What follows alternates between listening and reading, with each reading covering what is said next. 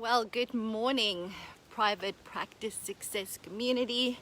It is Gerda here, clinical psychologist and your private practice success business coach and mentor, coming to you live from my Tuesday morning run.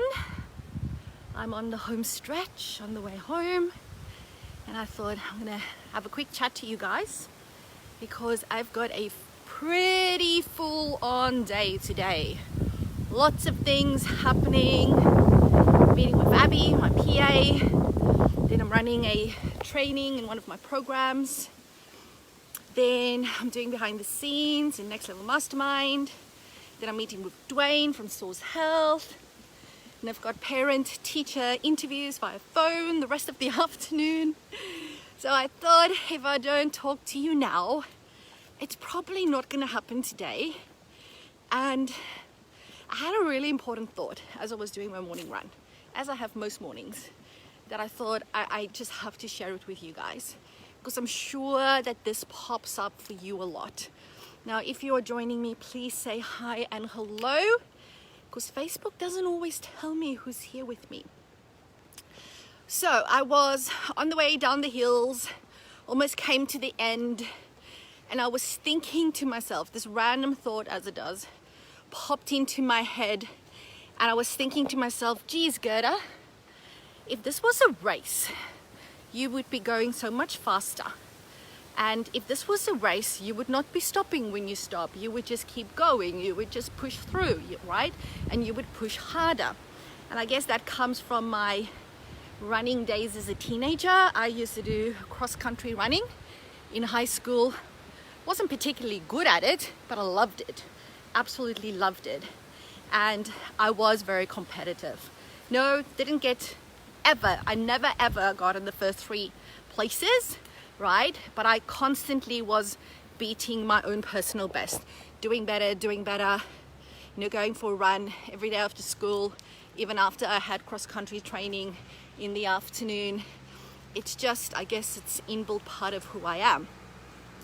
So I had this thought, and I know that when it comes to that, when I have competition around me, I do better, right? And then, of course, my mind started thinking about how that has played out in my business life. Because, of course, in business, doesn't matter what type of business you have, there's competition, right? You might even have another private practice in your building, like we do. Both Unit 4, which we are, and Unit 1 at my Logan Home practice, there's another group private practice. So there's always competition around, right? And I know a lot of you are in that position. And the tricky part when I talk to a lot of practice owners is they fall victim to comparisonitis. Like they look at their competition and they go, oh my God, that person's doing better than me. They're growing so much faster. All that type of stuff, right? And I mean, yesterday I had a conversation with Tess before we did our podcast, and I was telling her that I've noticed another person in the, business mentoring and coaching space for private practices doing really amazing work, right? And I said, you need to check out what this person is doing, because I am freaking impressed, right? I'm freaking impressed with what they're doing. And I guess what I noticed is the difference between how I respond to stuff like that and a lot of other people in private practice, right? And don't get me wrong, I wasn't born like this. It's been a learning, right? Hey, Caroline. So generally when this happens, when somebody, especially practice owners, because that's the people I work with, they see somebody else is doing really well. You literally have one of 2 choices, right? You can either go and sit in the corner and cry and be, woe is me, oh my God, I'm not good, I'm not as good as they are, they're better than me, I've done all of this for nothing, this is the end of me, they're taking me over, I always knew I wasn't good at this was such a waste of time, money and energy. All that self-defeating thinking, right, that happens. So that's your first choice. Or your second choice is to go, well, there's only one thing to do, and that is step the fuck up, right? That's the only two choices you have. And I'm very fortunate, having been in the game for a very, very long time, that for me personally, I have decided a long, long time ago that for me there's only one choice, and that is to step the fuck up, right? Why would you choose option number one, the other one that I mentioned, which is feeling sorry for yourself? That is such a self-defeating way to go about life. Hey, Michelle, right? So self-defeating. Why would you do that to yourself, right? So I've just completely erased that as an option for myself. So instead, and I'm not saying always look at what other people are doing, right? But I think it's really good every now and then to look up from what you're doing and go, what's happening around me? What are others doing? And then when you get that feeling of, oh my God, they're doing better than me, all right? Then you stop right there. You decide that there's only one option, and that is to step the fuck up, right? And then you forget about what they're doing. And then you come back to you and you go, okay, all this tells me is I have not been stepping up. Where have I not been stepping up? Where have I been dropping the ball, right? What have I not been doing that I know I should be doing? Because you probably know what you should be doing, but you're not, for various reasons.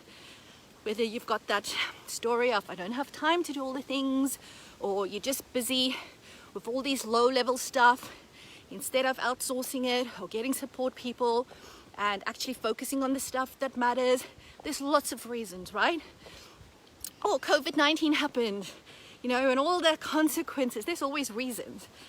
But when you get the feeling that somebody's doing better than you, it is a reflection on you, not on them. So when that happens for me these days, I don't go into self-defeating thinking. I really step into gratitude in terms of going, you know what? I'm so glad that that person is doing well, because it has now stopped me and it's told me that I've been cruising. It's told me that somewhere I've not been doing what I should be doing. And I know I can do more, right? We can all do more. There's always another level if you choose to step up to that another level. So for me, it's just gratitude. Thank you. I'm so excited that other person, and maybe for you it's a private practice, that you guys are doing so well, because it just tells me that there's something that I have not been doing. And then I only focus on myself, right? I only focus on myself, and that's where a lot of people go wrong. So that's the second place people go wrong, that they get so stuck then into what the other person is doing that they just cannot focus on themselves. And that's the worst thing that you can do. So in summary, let's say this. Well, number one, it's good every now and then to look at what other people are doing. But when you judge them as doing better than you, then you need to give yourself only one option, and that is to step up, okay? And then you step number 3 into gratitude, and you are thankful to that person that have shown you what can be done and what amazing work they are doing. Be happy for them, and then let that go and come back to you and go, okay, so what do I need to do, right? How do I realign to what my vision is and how I want to do things? And let me do it the best way that I know how. And that, people, is how you use what your competition is doing to your own advantage. And I feel very excited, like after yesterday, having myself gone through that again in terms of what is next for me. Because I've got all the stuff that I want to do, right? Just need to do it. It's not hard. And that is up to me. I'm the person in control. And that is a very empowering thing. And it's not about other people. It always comes back to me. It's why I believe in self-responsibility and in ownership in everything I do. Alrighty, I hope that was helpful. And by the way, guys, we still have maximum 3 spots available in the hot seat sessions that kicks off this Saturday. at 9 o'clock. So if you are interested, go to Gerdamala, I need to say my name correctly, .com/hot seat sessions. It's 6 weeks, so for the next 6 Saturdays, you'll be meeting with myself, you'll be bringing a hot seat issue, a challenge you are having in your private practice, and I will be helping you to problem solve it. How awesome is that? And you'll have not only myself, but also a very select small group of other practice owners in there. We also have a dedicated Facebook group, so we can continue the support between the hot seat sessions. And also because I know people have been asking, doesn't matter if you're a group private practice or a solo practitioner. Doesn't matter. Okay, it's for you. So check out the website, enroll if you want to do that. What I will say is it is a really very affordable, way cheaper than you would ever expect to get something like this with myself. Next time it will most certainly go up in price. So this is your invitation to get in at a really good rate. Yes, Caroline is most certainly in. She's joining us. Hey Amy, I didn't see you join. How are you going? Hey Julie, hey Kim, hey Michelle Grosvenor. See, I haven't even looked at who's joined because I'm like in my head just talking whilst making sure I'm not tripping over stuff as I'm walking, right? Making sure that I'm looking out for goannas and snakes. Hopefully they're not out this morning. Of course it did rain overnight. So I'm hoping they're all in the little burrows or wherever it is that they live. Yeah, so check that out. Would love for you to join me. It's going to be truly amazing. Have a awesome Tuesday, whatever you're going to be up to. And ask yourself, where do you need to step up today? I'll speak to you soon. Bye for now.